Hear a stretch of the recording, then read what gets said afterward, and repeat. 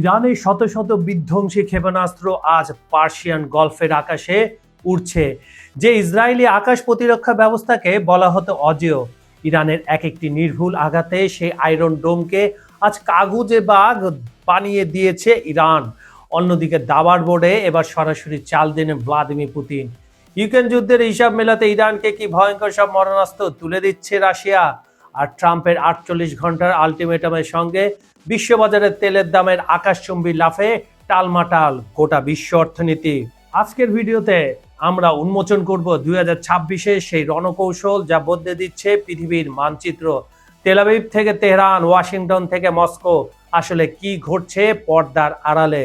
জানতে হলে ভিডিওটি শেষ পর্যন্ত দেখুন, কারণ আজকের খবর সংযোগের টপ নিউজে থাকছে এমন কিছু চাঞ্চল্যকর তথ্য যা আপনি আগে কোথাও শোনেননি।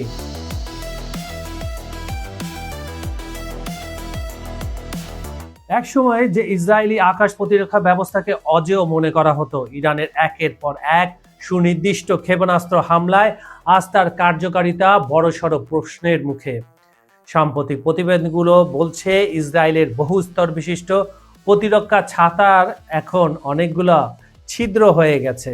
তেহরান আর কেবল রক্ষণাত্মক অবস্থানে নেই, বরং তাদের সমন্বিত হামলার কৌশল ইসরায়েলি প্রযুক্তির সীমাবদ্ধতাকে বিশ্বের সামনে একেবারে নগ্ন করে ছেড়ে দিয়েছে। বিশেষ করে দিমনের মতো স্পর্শকাতর এলাকায় আঘাত হানার সক্ষমতা দেখিয়ে ইরান বুঝিয়ে দিয়েছে মধ্যপ্রাচ্যে সামরিক ভারসাম্যের পাল্লা এখন আর আগের জায়গায় কোনো মতে নাই। ইরানের এই হামলাগুলো এখন আর কেবল নিছক সামরিক অভিযান নয়, বরং এক বিশাল মনস্তাত্ত্বিক ও রাজনৈতিক চাল। তেহরান দাবি করছে প্রতিটি ক্ষেপণাস্ত্রের গর্জন ইরানি জনগণের ইচ্ছার প্রতিফলন।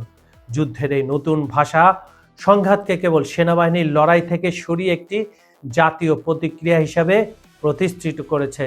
ইরান এখন সামরিক শক্তির পাশাপাশি জনমতের ঢাল ব্যবহার করে আন্তর্জাতিক মহলে নিজেদের নৈতিক অবস্থান দৃঢ় করতে চাইছে। এর ফলে প্রতিপক্ষের ওপর যেমন মানসিক চাপ সৃষ্টি হচ্ছে, তেমনি নিজেদের অভ্যন্তরে দেশপ্রেমের জোয়ার তোলা সম্ভব হচ্ছে। আক্রমণ ঠেকানোর চেয়ে আক্রমণে উৎস গুড়িয়ে দেওয়া ইরান নৌ শাখার কমান্ডার আলীরেজা তাসসিরের সেই বার্তাটি এখন সবচেয়ে বেশি আলোচিত। ইরানের কৌশলগত দ্বীপগুলোতে হামলার চেষ্টার পর তেহরান পাল্টা ব্যবস্থা হিসাবে সরাসরি সেই ঘাঁটিগুলোকে লক্ষ্যবস্তু করেছে যেখান থেকে আক্রমণ পরিচালিত হয়েছিল। এই প্রিএমটিভ বা আগাম আক্রমণাত্মক নীতি স্পষ্ট করে দেয় ইরান এখন আর আঘাত খেয়ে চুপ থাকার পাত্রটি নয়। জল, স্থল, আকাশ তিন বিভাগে সমন্বিত প্রতিরক্ষা ব্যবস্থা গড়ে তুলে তারা প্রমাণ করতে চাইছে প্রতিপক্ষের হামলার ভিত্তি নষ্ট করে দেওয়ার সক্ষমতা তারা অর্জন করেছে। আগে যেখানে মধ্যপ্রাচ্যের আকাশে ইসরায়েলের একচ্ছত্র আধিপত্য ছিল, ইরানের নিখুঁত পাল্লা আর বিধ্বংসী শক্তির ক্ষেপণাস্ত্র সেই নিয়ন্ত্রণকে সরাসরি চ্যালেঞ্জ করছে। বিশেষজ্ঞরা মনে করছেন এটি কেবল একটি যুদ্ধের খবর নয়, বরং ভবিষ্যতে মধ্যপ্রাচ্যকে প্রভাব বিস্তার করবে। মানে এই অঞ্চলটিতে কে প্রভাব সৃষ্টি করবে তার কিছু নিদর্শন ইরান দিচ্ছে। ইরানের এই আক্রমণাত্মক প্রতিরক্ষা নীতি এবং ইসরায়েলের প্রতিরক্ষা ব্যবস্থার ভঙ্গুর দশা পুরো অঞ্চলের নিরাপত্তা পরিস্থিতিকে এক চরম অনিশ্চয়তার দিকে ঠেলে দিয়েছে। সংঘাতের এই নতুন প্রকৃতি ইঙ্গিত দিচ্ছে আগামী দিনের লড়াই আর শুধু অস্ত্রের হবে না, তা হবে তথ্য, প্রযুক্তি এবং সাহসের এক জটিল সংমিশ্রণ।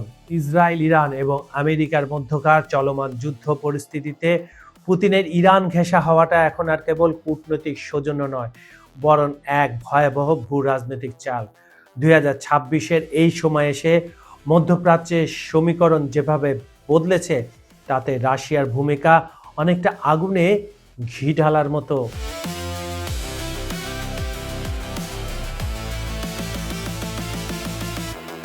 পুতিনের জন্য ইরান এখন সবচেয়ে বড় স্ট্র্যাটেজিক পার্টনার।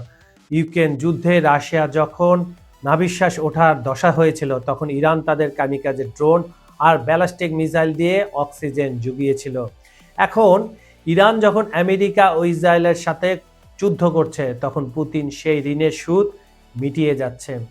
তিনি জানেন ইরান যদি ইসরায়েলকে ব্যস্ত রাখতে পারে, তবে ইউক্রেন ফ্রন্টে আমেরিকার মনোযোগ এবং অস্ত্র সরবরাহ কমে আসবে, যা সরাসরি রাশিয়ার বিজয় নিশ্চিত করবে।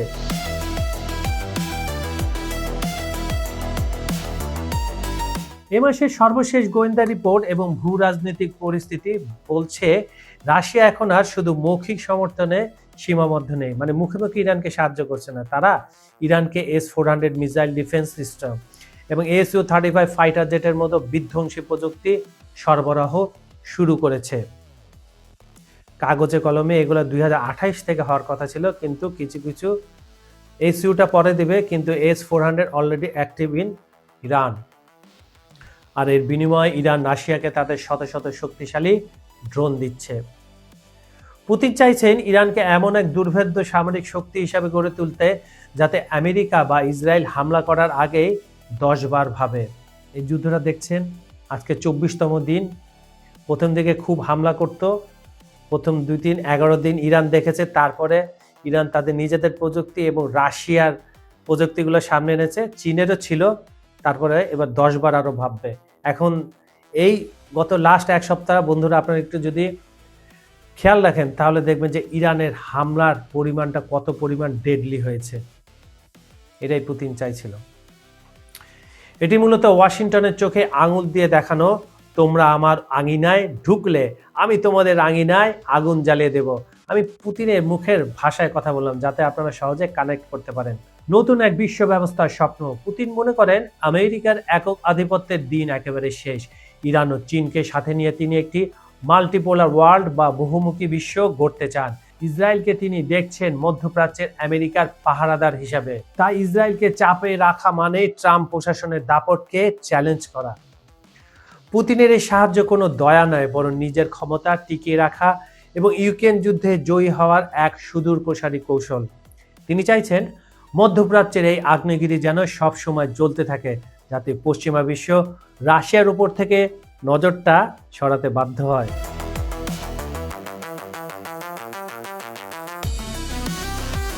সোমবার রাতে ইসরায়েলের আকাশ যেন এক আতঙ্কের ক্যানভাসে পরিণত হয়েছিল। রাজধানী তেল আবিব থেকে শুরু করে জেরুজালেম প্রতিটি ইঞ্চি প্রকম্পিত হচ্ছে কি ইরানি নিক্ষিপ্ত ক্ষেপণাস্ত্রের গর্জনে। দিগন্ত জুড়ে দেখা যাচ্ছে ইসরায়েলি ইন্টারসেপ্টর আর ইরানি মিসাইলের সংঘর্ষের তীব্র আলোর ঝলকানি। একে একে ধেয়ে আসছে ইরানের তৈরি ক্লাস্টার বা গুচ্ছ বোমা, যা মাঝ আকাশে ফেটে ছড়িয়ে পড়ছে শত শত ক্ষুদ্র মরণাস্ত্র হয়ে। নিরাপদ আশ্রয় খোঁজে মরিয়া সাধারণ মানুষের আর্তনাদ আর মুহুর্মুহু সতর্ক সংকেতের সাইরেনে এখন বিভীষিকাময় পরিস্থিতির সৃষ্টি হয়েছে। ট্রাম্পের আলটিমেটাম ও তেলের বাজারে আগুন। রণক্ষেত্রের এই উত্তেজনা কেবল মাটির নিচে সীমাবদ্ধ নেই, এর আঁচে লেগেছে বিশ্ব অর্থনীতির প্রাণকেন্দ্র জ্বালানি তেলের বাজারেও। মার্কিন প্রেসিডেন্ট ডোনাল্ড ট্রাম্পের 48 ঘন্টার আলটিমেটাম, হয় হরমুজ প্রণালী খোলো নয়তো ইরানের জ্বালানি অবকাঠামো ধ্বংস হবে, বিশ্বজুড়ে এক প্রবল অস্থিরতা তৈরি করেছে। এর প্রভাবে বিশ্ববাজারে অপরিশোধিত তেলের দাম আকাশচুম্বী। প্রতি ব্যারেল তেলের দাম $100 মাইল ফলক অনেক আগেই ছড়িয়ে গেছে। মাত্র 1 মাস আগে সস্তা তেল এখন সাধারণ মানুষের ধরাছোঁয়ার বাইরে চলে গেছে। যুদ্ধের দামামা ও অনিশ্চিত ভবিষ্যৎ। ইসরায়েলের দাবি এই যুদ্ধ আরো কয়েক সপ্তাহ স্থায়ী হতে পারে। অন্যদিকে লেবাননে ইরানের প্রক্সি যোদ্ধারা এবং এই ইরানের সাঁড়াশি আক্রমণে উত্তর ইসরায়েল এখন কার্যত এক ধ্বংসস্তূপ। রয়টার্স ও এএফপির পাঠানো ফুটেজে দেখা যাচ্ছে ইসরায়েলের অত্যন্ত আর্থিক গুরুত্বপূর্ণ স্থানে ক্ষেপণাস্ত্রের ধ্বংসবিশেষ পড়ে জনজীবন বিপর্যস্ত হয়ে পড়েছে। WTI এবং ব্রেন্ট ক্রুড অয়েলের দাম এই অস্বাভাবিক আস্ফালন জানান দিচ্ছে এই সামরিক সংঘাত কেবল মধ্যপ্রাচ্য নয়, বরং গোটা বিশ্বকে এক দীর্ঘস্থায়ী অর্থনৈতিক ও মানবিক সংকটের মুখে ঠেলে দিচ্ছে। বন্ধুরা, দাবার চাল এখন পুতিনের হাতে, আর ট্রিগার চেপে বসে আছে ইরান। একদিকে ট্রাম্পের হুঁশিয়ারি, অন্যদিকে আকাশচুম্বী তেলের দাম। বিশ্ব এখন পুরোটাই ওলট পালট। ইসরায়েলের তথাকথিত অজেয় দেওয়াল কি আজ শুধু ইতিহাস? পর্দার আড়ালে এই ভয়ঙ্কর খেলা বুঝতে হলে নজর রাখতে হবে খবর সংযোগে। পরবর্তী আপডেট মিস করতে না চাইলে এখনই সাবস্ক্রাইব করুন। আমি কাজল হায়দার আজ এখানে বিদায় নিচ্ছি। দেখা হচ্ছে পরের ভিডিওতে। ততক্ষণ সচেতন থাকুন, নিরাপদে থাকুন। আল্লাহ হাফেজ।